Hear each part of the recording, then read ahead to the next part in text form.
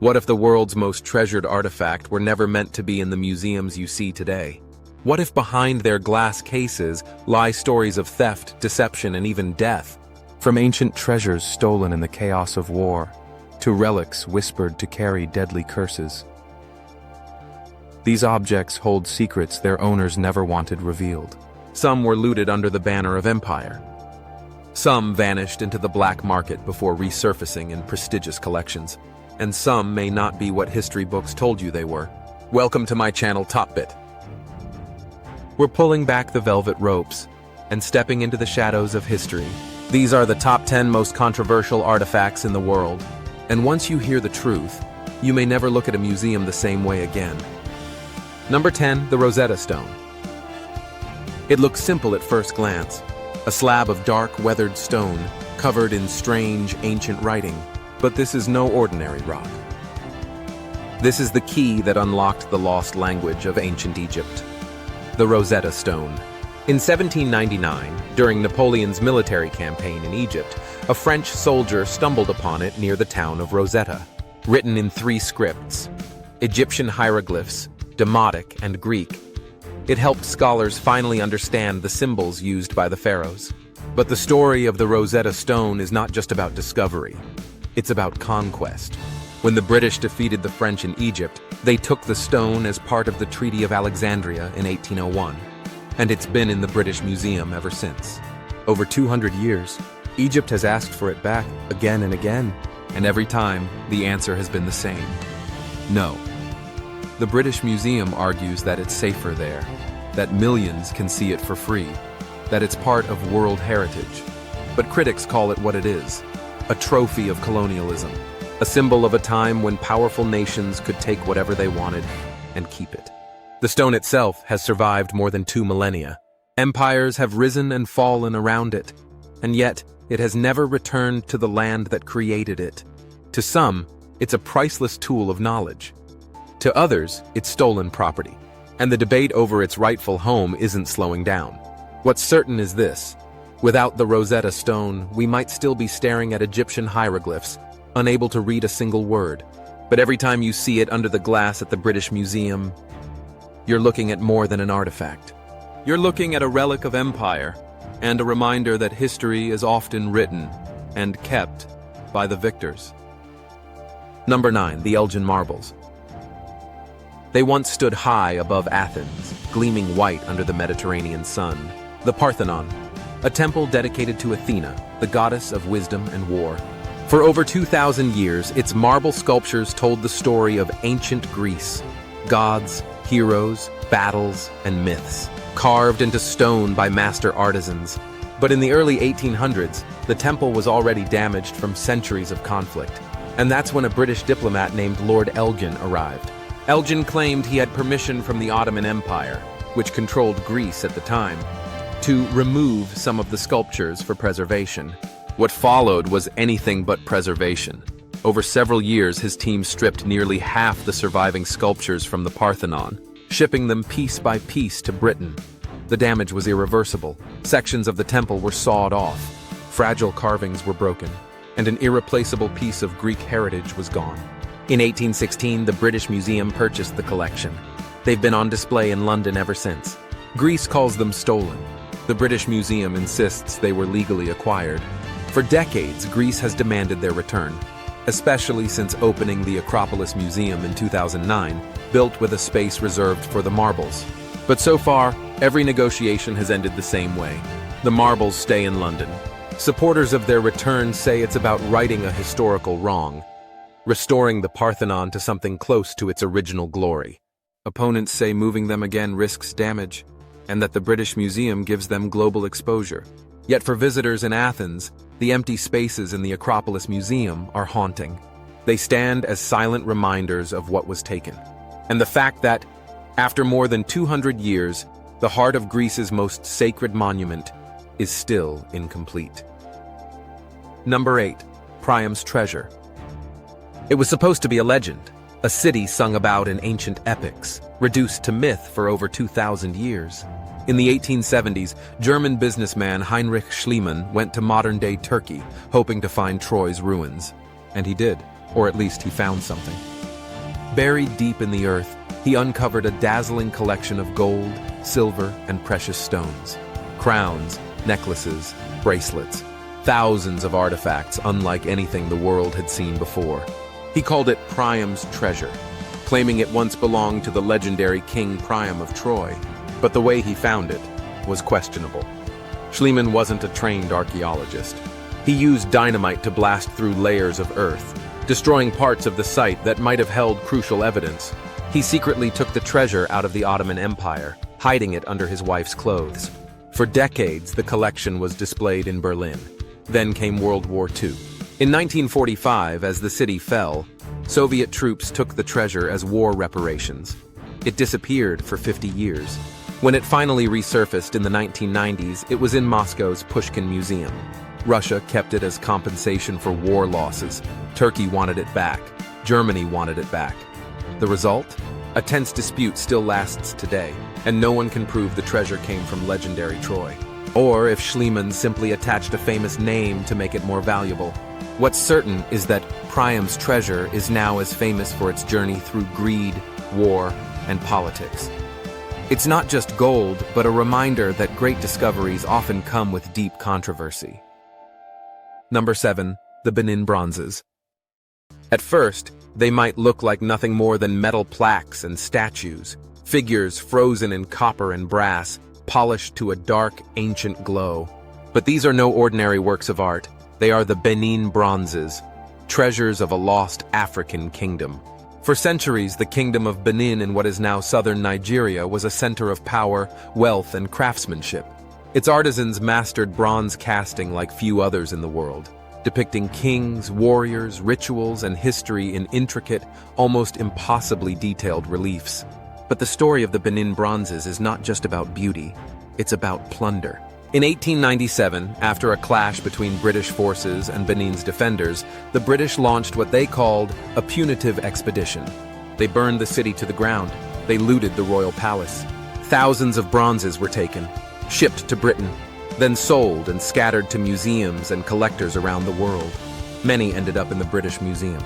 Others went to Germany, the United States, and beyond. None were given willingly. For decades, Nigeria has demanded their return. Some institutions have agreed to send a few back. But most still say the same thing: they are safer here. They are part of world heritage. Critics call it what it is, a prize of empire. Over a century later, the bronzes remain far from the city that made them. To some, they are masterpieces of human creativity. To others, they are stolen history. And every time you see one behind museum glass, you are not just looking at art. You are looking at a reminder that some wounds in history are still open, and some treasures have never truly come home. Number 6. The Summer Palace Bronze Heads. Imagine 12 bronze sculptures, each representing a Chinese zodiac animal. They were once part of a grand fountain in the imperial gardens of the old summer palace, Yuan, designed in the 18th century, becoming a shining symbol of the Qing dynasty's glory. Then, in 1860, during the Second Opium War, British and French troops looted and burned the old summer palace. The bronze heads were taken, broken apart, and spread across in the world. Their whereabouts became an international mystery spanning more than a century and a half. Some bronze heads were sold at auctions for huge sums, sparking heated debates about cultural return and historical justice. An auction in Paris drew global attention and caused disputes between China and the West. In recent years, China has brought several bronze heads home through auctions, donations, and repatriation deals. Yet a few remain missing, perhaps locked away in the vault of a wealthy collector, or lost forever in the shadows of history. This is far more than a battle over art. It is about national dignity, cultural memory, and the scars of history.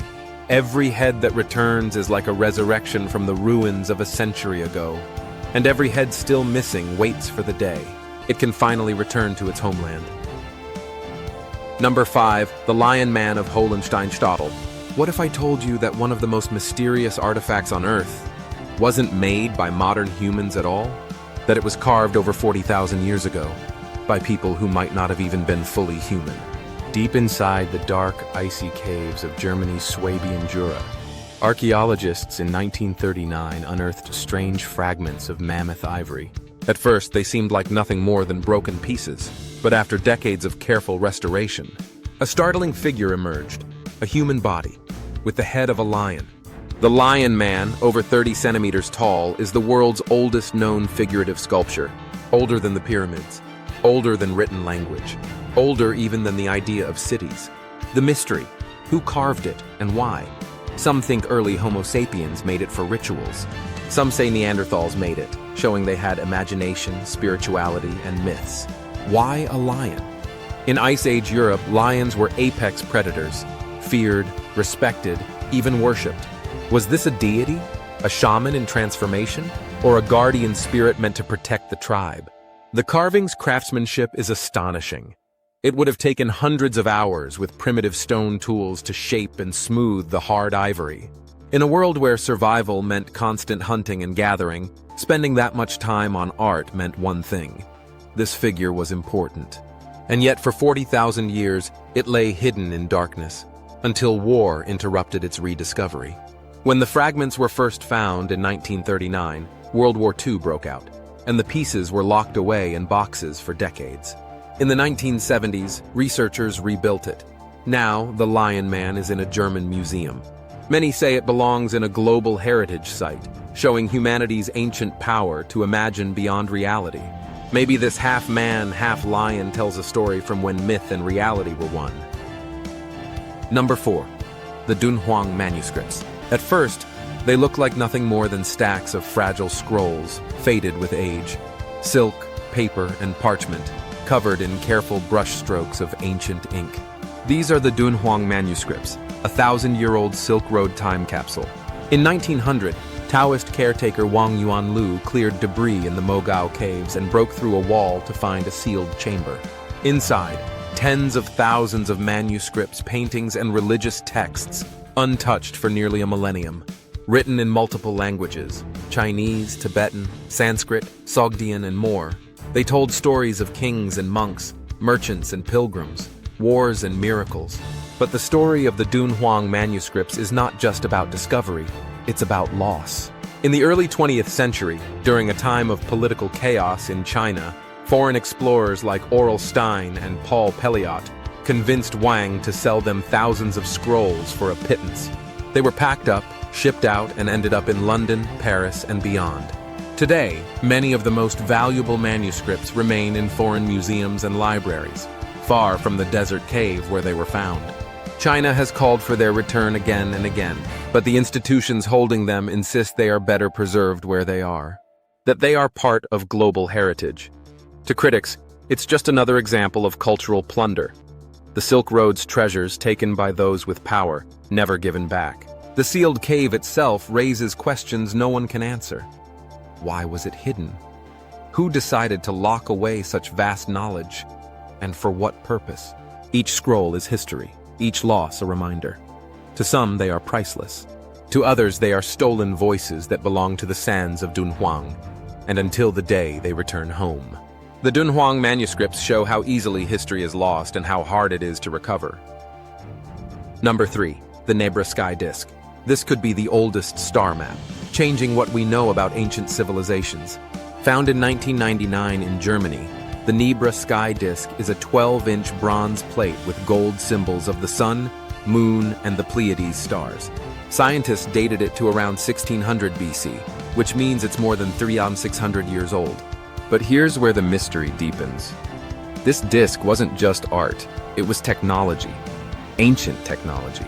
It may have been used to track the skies, mark solstices, and guide farming.